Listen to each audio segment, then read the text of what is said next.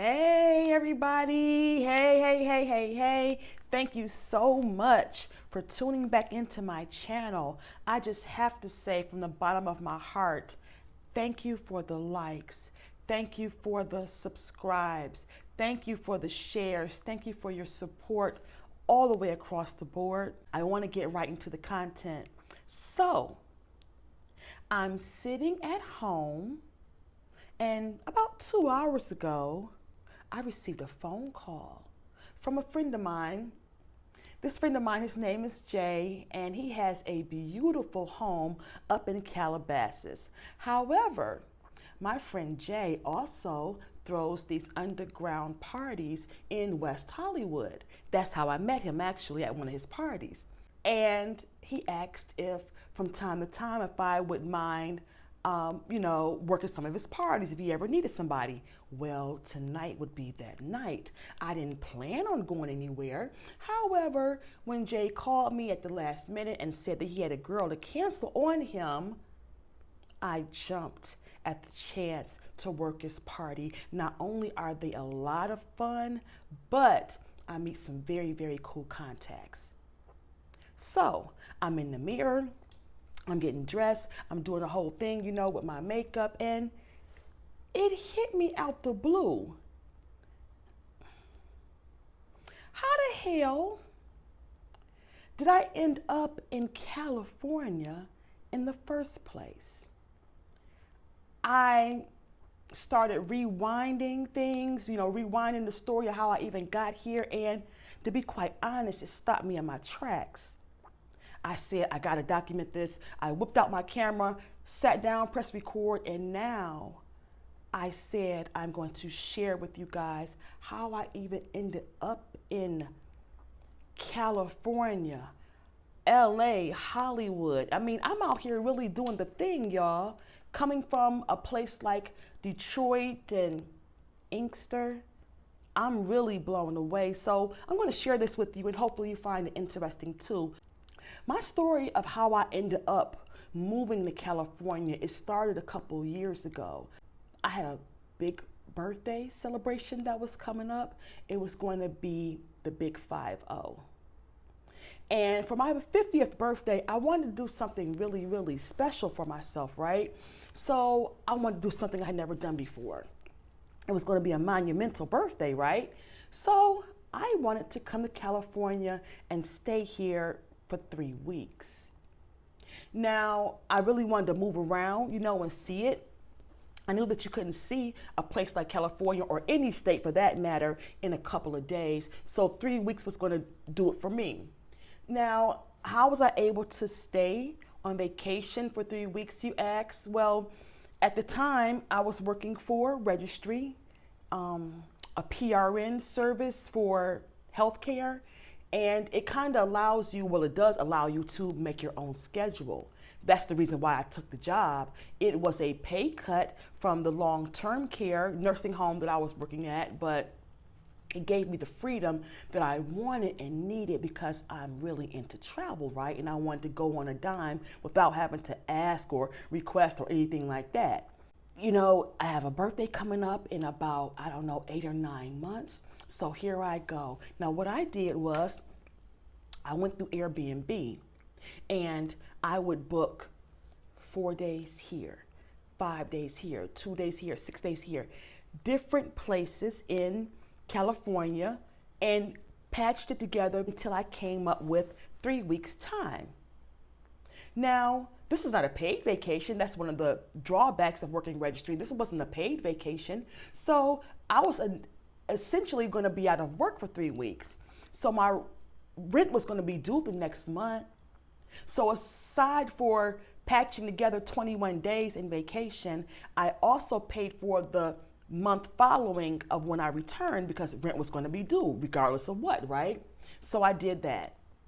So the time it came, I left around the 1st of January. I took a train to California. It was a 2-day train ride, beautiful. I just words can't really describe the sights and everything that I saw, for my 2-day train ride here to California. About 2.5 weeks in on my 3-week vacation. That's when Kobe got killed. So I'm just giving you a timeline of exactly what was going on, okay? Right around that same time, everybody started getting sick, right? There's reports of people getting sick, but we don't know what's going on. It's just reports of people sick everywhere. I have a sister.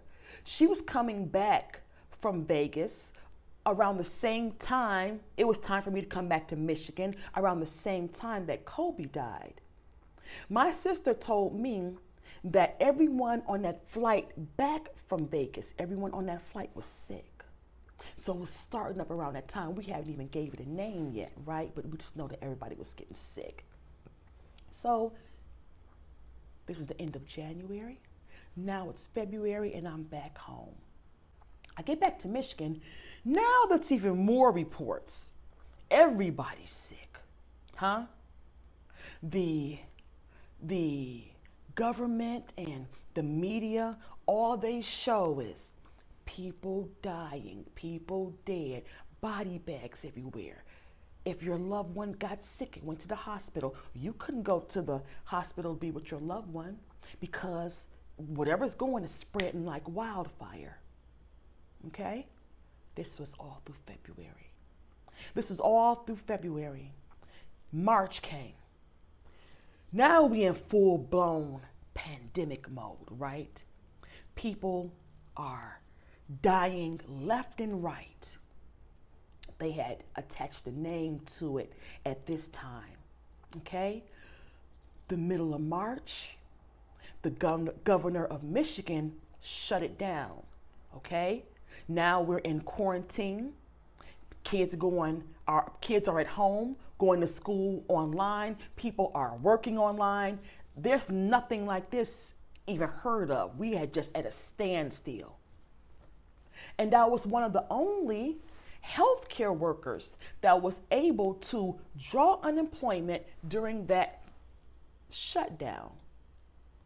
How did I get unemployment, you ask? Well, I'll tell you.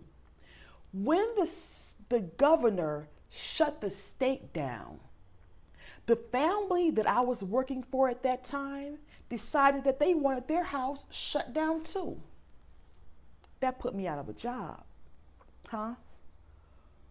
So I was able to collect unemployment and I was at home watching my fellow co-workers and fellow healthcare workers on the front line doing their thing. I was able to relax, and just get to know myself. It was a very, very weird time. When my unemployment kicked in, let's give it around the end of March, the 1st of April, that's around the same time that my tax return had came back. So when my unemployment kicked in is when my tax return had kicked in. And what did I do? I pulled some money to the side immediately and booked 30 days in California off the rip. It wasn't a pandemic or whatever was going on. Nothing was going to stop me. I was like Biggie. I was going back to Cali, right? So I chose the Airbnb, apartment and area that I liked the most, which was downtown LA, and paid for 30 days. Boom, got that out the way. I also set aside my next month's rent because that was going to be due too. There was no change in that. That was also going to be due. So now time is going on. We're in April, right? May, June, July. This is some of the weirdest time ever.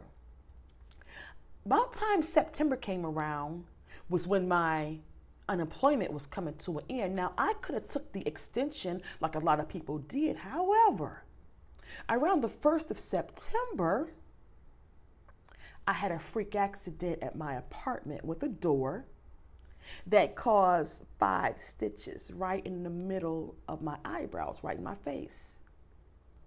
I was so embarrassed. I was so hurt, distraught. That really, really, really knocked me off my feet, right? You can't hide from anyone in Detroit. You can't hide from anyone in Detroit. Detroit is somewhat small in comparison to a place like California or LA. You can't hide from anyone. So everywhere I went, I got the looks, the stares, the questions. It was very hurtful to me. So, needless to say, instead of taking the extension on my unemployment, I went ahead and went back to work. I mean, because bottom line was, I had a trip that was already paid for, a whole month. I had a whole month that was already paid for, and it was time for me to save up for my trip that was coming up, right? So I got back to work, and January came around. I left. This time when I left, I got a private room on the train. Because at this point, we're full-blown pandemic. And I don't want to be around nobody, and I don't want nobody around me. Huh? So I took my train ride back to California. I'm in love. There's no question about it at this point, right? At the end of the 4 weeks, I already had my return ticket bought to come back to Detroit and everything. I didn't want to go back. I mean, when I touched down here, I was able to heal in peace. Nobody knew me. I didn't know anybody. I could walk around without any kind of makeup or hat or hair trying to cover that scar on my face. Nobody gave me a second look, and I found the peace here in California that I needed to heal. At the end of the 4 weeks, I already had my return ticket bought and ready to come back to Detroit and everything, but I didn't want to go back.